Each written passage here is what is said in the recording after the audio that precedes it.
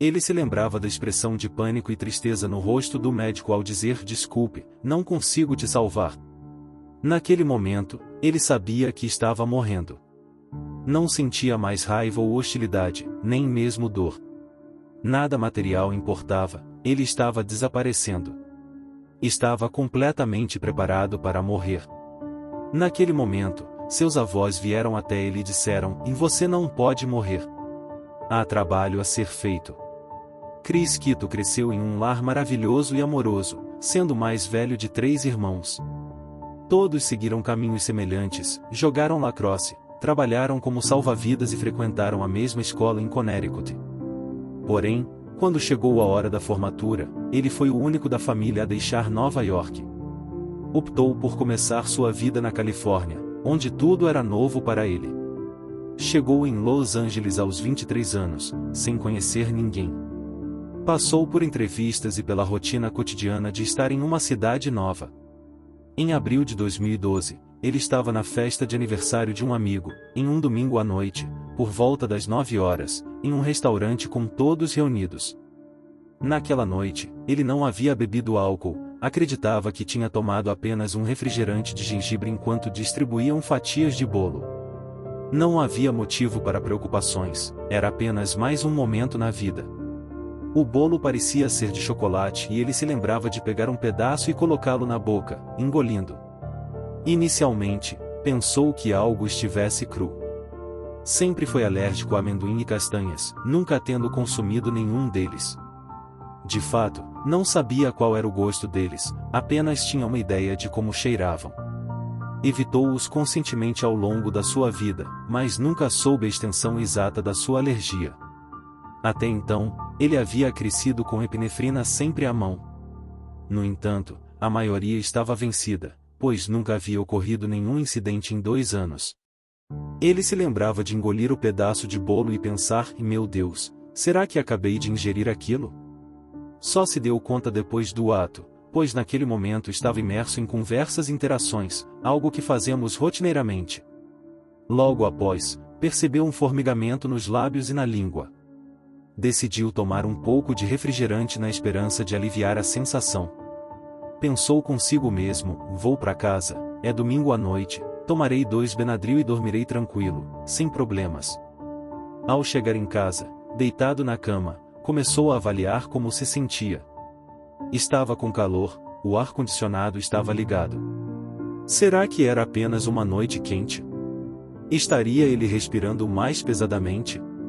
Esses pensamentos começaram a surgir, deixando-o nervoso e pensativo sobre o que poderia dar errado. Decidiu então verificar onde estavam seus EpiPens por precaução. Encontrou um, porém estava vencido. Ouviu dizer que ainda funcionam após a data de validade, mas não tinha certeza. Ao se olhar no espelho, percebeu que estava vermelho e com urticária no pescoço, rosto, braços e axilas.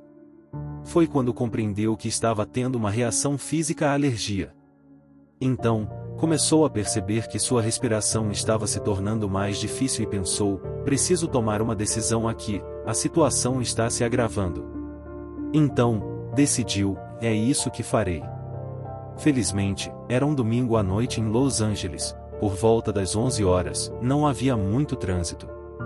Ele entrou no carro e começou a dirigir. A dificuldade para respirar estava se intensificando. Ele chegou ao hospital e entrou apressadamente na sala de emergência. Lembrava-se de entrar e ver a enfermeira na recepção olhando para ele enquanto dizia: tive uma reação alérgica e preciso de ajuda. Ela perguntou: você tem identificação? Ele tentou pegar sua carteira para mostrar sua carteira de motorista, mas naquele momento sua coordenação motora estava diminuindo e ele não conseguia retirar sua identificação da carteira com suas pequenas fendas ou mesmo o cartão de crédito. Mesmo agora, 10 anos e meio depois, ele se lembrava dela pulando para ajudá-lo e outra enfermeira vindo em seu auxílio. Elas praticamente o seguraram pelos lados e o levaram imediatamente de volta, colocando-o em uma cama. Ele foi cercado por uma equipe médica. Recordava-se nitidamente da sensação de estar plenamente consciente, ciente de que não conseguia respirar. Naquele momento, em que as coisas estavam realmente ruins, ele pensava: isso não está indo bem. Quando estava naquela cama do hospital e começaram a tratá-lo, ele não conseguia falar. Parou de falar e perdeu a noção do tempo, o tempo simplesmente parou. Administraram um Benadryl em sua veia. Ele estava recebendo epinefrina, oxigênio, examinavam seus olhos e mantinham sua boca aberta. A anafilaxia não estava cedendo, não importava o que fizessem. Ele se lembrava da expressão de pânico e tristeza no rosto do médico ao dizer: "Desculpe, não consigo te salvar." Naquele momento, ele sabia que estava morrendo. Não sentia mais raiva ou hostilidade, nem mesmo dor. Nada material importava, ele estava desaparecendo. Estava completamente preparado para morrer. Ele queria deixar bem claro que não era que ele quisesse morrer, apenas aceitava. Os avós maternos de sua mãe faleceram quando ela era criança, e os avós paternos de seu pai faleceram quando ele tinha provavelmente 2 ou 3 anos.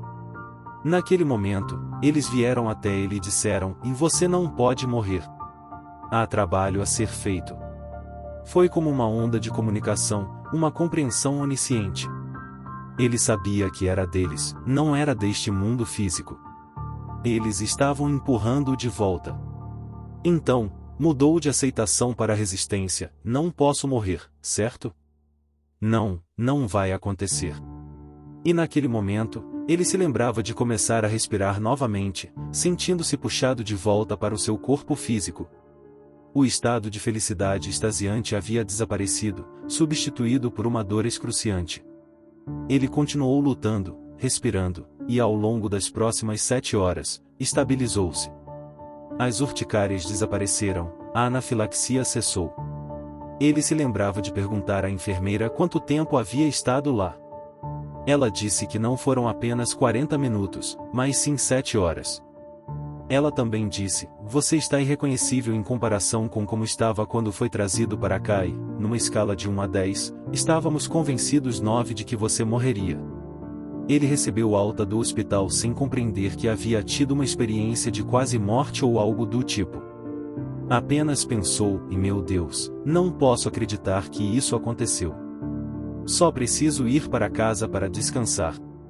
Agora, ele brinca sempre que soube que estava de volta quando precisou pagar pelo estacionamento e pensou: "Ok, sim, estou realmente de volta agora." Chegou em casa e, nos dias seguintes, foi tudo sobre recuperação física. Ele se lembrava de uma dor tremenda nos próximos 2 ou 3 dias. Seu corpo doía, e a quantidade de medicamentos que recebeu para começar a respirar novamente era significativa. Então, começou a perceber que tudo havia mudado. No 3º dia, após a dor ter desaparecido, ele estava se movendo, saiu e cheirou uma rosa.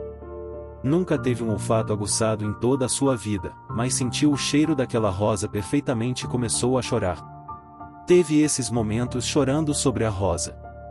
Sua visão estava distorcida, ele estava se readaptando, evitava a luz solar. Sua reação emocional e mental às coisas havia mudado.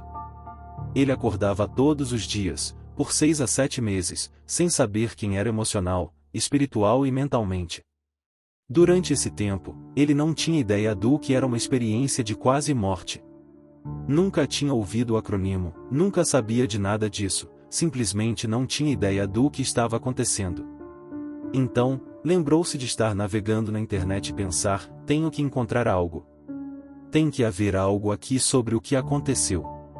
Encontrou um site onde estava escrito que ele havia tido uma experiência de quase morte e listava 30 traços físicos, mentais e emocionais. Ele tinha 29 dos 30. Pensou: "Ok, algo aconteceu aqui." Conectou-se com uma líder na comunidade, contou tudo e ela disse: "Ó querido, você teve uma experiência de quase morte." Quando percebeu que teve uma experiência de quase morte, ganhou um quadro geral do que aconteceu. Além de sufocar até a morte numa cama de hospital, deu a si mesmo espaço para explorar a espiritualidade. Já tinha algum histórico e estava aberto a médiuns. Havia todas essas emoções com as quais ele precisava lidar: a recuperação, a integração, o aspecto espiritual, o mental, lidar com o fato de que agora estava na sociedade, neste mundo físico em que vivemos, e como iria funcionar. Qualquer um que soubesse de qualquer coisa que aconteceu, se perguntasse, ele imediatamente cortava o assunto, não falava sobre isso. Se falasse, era apenas metade da história, não discutia nada sobre a experiência, apenas a experiência de ter tido uma emergência médica. Não havia espiritualidade, não havia nada sobre seus avós ou esse processo que levou anos para sair e, nos últimos 10 anos, ainda estava em curso. Ainda era uma integração, uma jornada de vida. Falando como um experimentador, ele sentia que a experiência de quase morte era apenas 5% da história. 95% da história era o que ele fazia depois. Não deveria ter sobrevivido por qualquer conta, deveria ter falecido naquela noite. Ele se considerava afortunado por estar aqui. Recebeu uma segunda chance. O que vou fazer com isso? Isso é o que realmente o guiou na sua vida a partir desse ponto.